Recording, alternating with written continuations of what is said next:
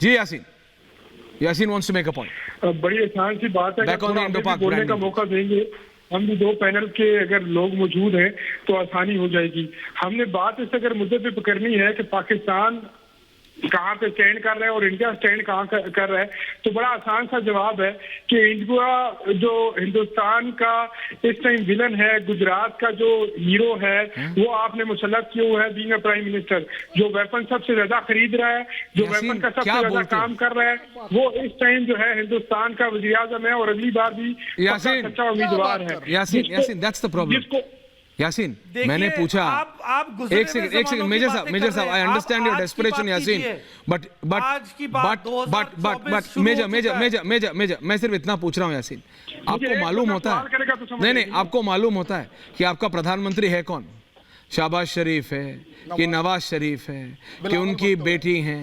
अब अब मियाँ साहब तो हैं, कौन से मियाँ साहब हैं ये भी तो पूछ लीजिए। बड़े भाई, छोटे भाई, उनकी बेटी हैं, उन्होंने दूसरे मियाँ साहब को राष्ट्रपति बना दिया है, उन्होंने अपने बेटे को कुछ बना दिया। अंडरस्टैंड, दो तीन, सुनिए यासीन साहब, इट फील्स बैड, यासीन खराब लगता है। देखो, एक दो पर, अच्छा दैट्स द प्रॉब्लम, दुखती रख पे हाथ रखते बोलते, ओके अंडरस्टैंड। देखिए, मैं आपकी यार आपको भी मोदी फोबिया है, इट्स ओके, नो पाकिस्तान को मोदी फोबिया होना चाहिए, that's okay, you can have that phobia Yasin, but मैं आज किसी और टॉपिक पे डिबेट कर रहा था। आपको अगर पॉलिटिक्स पे डिबेट करनी है यासीन, बगलें झांकते हुए रहोगे मेरे भाई।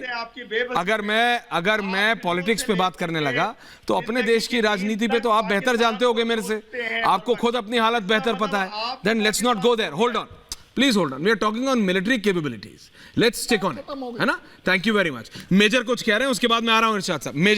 मेजर तूर बोलिए, क्या कह रहे थे? जनरल साहब आ रहा हूं। Aishwarya, major Toor with graphics now please. पहली चीज तो ये यही नहीं डिसाइड कर पा रहे हैं कि इनकी फर्स्ट लेडी कौन होगी या नहीं भी होगी। तो इट इज अ कंट्री जिसे अपने बेसिक डिसीजंस ही नहीं लेने आ रहे हैं। यहां पे तो we are talking about missile technology which is beyond Pakistan comprehension, और ये तो सिर्फ शाहीन और हत्फ के ऊपर ही बैठे हुए हैं, और वो खत्म हो गए जमाने जबकि इन्होंने शाहीन और हत्फ बनाई थी। अब अबाबील थी जिसमें इन्होंने बहुत कर्जा लिया था, पैसों के साथ इन्होंने वो टेस्ट किया, वो भी फेल हो गई मिसाइल, और इनके खुद के सिटीजन्स मारे गए। कि जंग जज्बों से लड़ी जाती है, आप देखिए, पाकिस्तान इज लैकिंग कॉम्पिटेंसी, आप नालायक हैं इस फील्ड में टेक्नोलॉजी को लेके, ना ही आपकी कोई स्पेस ऑर्गेनाइजेशन ने आज तक कभी कुछ किया है, ना ही आपकी कोई ऑर्गेनाइजेशन है जो कि वेपन सिस्टम्स बना सके। आपका एक ही, हाँ, आपने एक बहुत चीज में स्पेशलाइजेशन और माहिरता प्राप्त की है, वो है कटोरा टेक्नोलॉजी। एक एक करके सर, कटोरा लेके जरूर के पास और यूरोप के पास, सऊदी अरेबिया के पास, तो जो आपकी कटोरे वाली टेक्नोलॉजी है वो आपको सूट करती है। और मैं तो हैरान हूं कि आप टीवी पे कर भी क्या रहे हैं, मतलब आपको शर्म आनी चाहिए कि आप आके बात भी क्या करोगे टॉपिक को लेके, क्योंकि यहाँ पे यासीन एक पॉइंट करना चाहता है, यासीन, और फिर कर्नल साहब आ रहा है। यासीन कुछ कह रहे हैं, उनका क्या पेलोड है, यासीन, और वो क्या कहां तक उनकी मार है यासीन, और पाकिस्तान यासीन के साथ जरा वो ग्राफिक्स चलाओ शर्मा, कि 6000 किलोमीटर कहां तक आता है। हिंदुस्तान की जो तारीख है वो आज की नहीं है, हिंदुस्तान की तारीख है हजारों साल पुरानी। पाकिस्तान, मेजर साहब सुन लीजिए एक मिनट, मेजर क्या कह रहे हैं यासीन, शांति से एक मिनट, क्या कहना क्या चाह रहे हैं यासीन? यहाँ यासीन बोलो, नहीं है, बोलो यासीन। वाला वक्त हमारा ने एटॉमिक पावर अपने आप को सिर्फ 76 साल के अंदर बनाया, इस मुल्क में इंफ्रास्ट्रक्चर खड़ा किया, सी पैक जैसा मंसूबा जो तमाम हिंदुस्तान के दिलों में खटकता है, वो हमारे पास है। हमारे पास बहुत कुछ है अल्हम्दुलिल्लाह, खित्ते की बेहतरीन जगह पे हम बैठे हुए हैं, वो वक्त दूर नहीं है। हिंदुस्तान तो हमारे साथ, अरे आपके तो अब्दुल कादिर खान ने तो न्यूक्लियर टेक्नोलॉजी नॉर्थ कोरिया को बेच दी, वो भी अपने मुल्क के सके नहीं हो सके, आप कैसी बात कर रहे हो? तो वो हमसे मुकाबला करेगा, लेकिन फिर भी बहुत सारी चीजों में आज हिंदुस्तान से पाकिस्तान आगे है। आज वॉशरूमों का मसला पाकिस्तान में नहीं है। कर्नल साहब colonel Shailendra now, colonel Shailendra major की जगह कर्नल जी को डालें। जनरल साहब कमिंग सर, जनरल साहब कमिंग इन 30 सेकंड। जनरल साहब, general Vishambar Dayal coming sir. Yasin साहब मैं एग्री कर गया, अरे यासीन साहब मैं एग्री कर गया कि आप हमसे बहुत आगे हैं। मैं कह रहा हूं आप दुनिया में सबसे आगे हैं, आप दुनिया के नंबर 1 टेररिस्ट स्टेट हैं। मैं ओन अप करता हूं, मैं आपको यह दर्जा देता हूं कि आप दुनिया के सबसे बड़े टेररिस्ट स्टेट हैं, सबसे दुनिया में आगे हैं। मैं बिल्कुल आपके साथ हूं, मैं 100% सपोर्ट करता हूं। मैं आपको यह भी सपोर्ट करता हूं कि आपकी इकोनॉमी किधर को चल पड़ी है, दुनिया में कितनी ऊंचाई पर आप जा रहे हैं, मैं इसमें भी आपको सपोर्ट करता हूं। क्योंकि अगर आपको यही मंजूर है कि आपने कहां फर्स्ट आना है तो गलत बात है, आप गलती से बोल रहे हैं। मैं आपकी तरफ से आज एक छोटी सी अर्ज करता हूं, रिस्पॉन्सिबिलिटी के साथ इसे लीजिएगा। आपको अग्नि मिसाइल से डेंजर क्यों लेना है?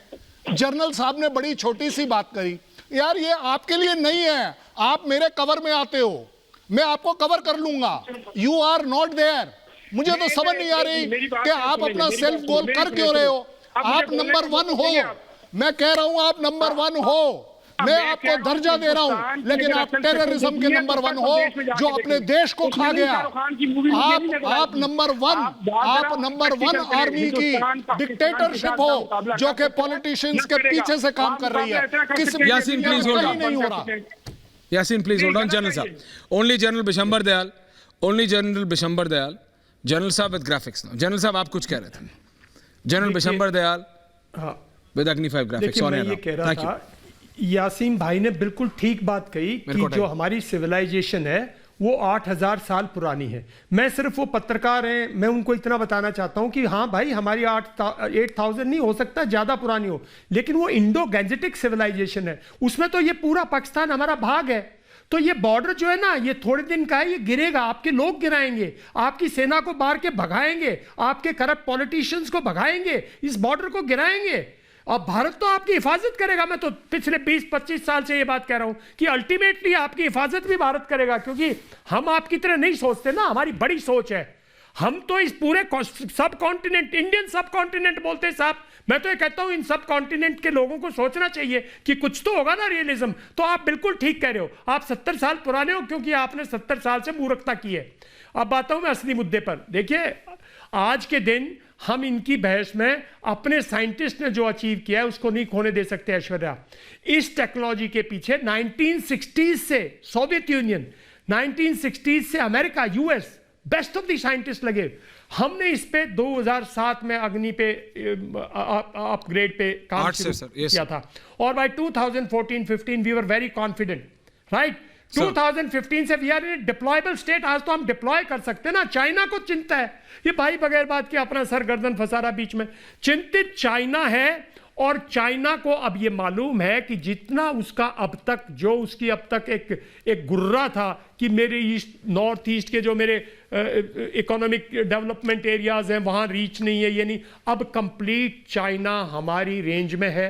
हमारे पास एक ऐसी मिसाइल है जो स्टेल्थ के थ्रू जाएगी, जिसके मल्टीपल वॉरहेड्स होंगे, मल्टीपल, अगर देश भारत पे खतरा पड़ा तो मल्टीपल न्यूक्लियर वॉरहेड्स भी होंगे और मल्टीपल डिस्ट्रक्शन भी होगी।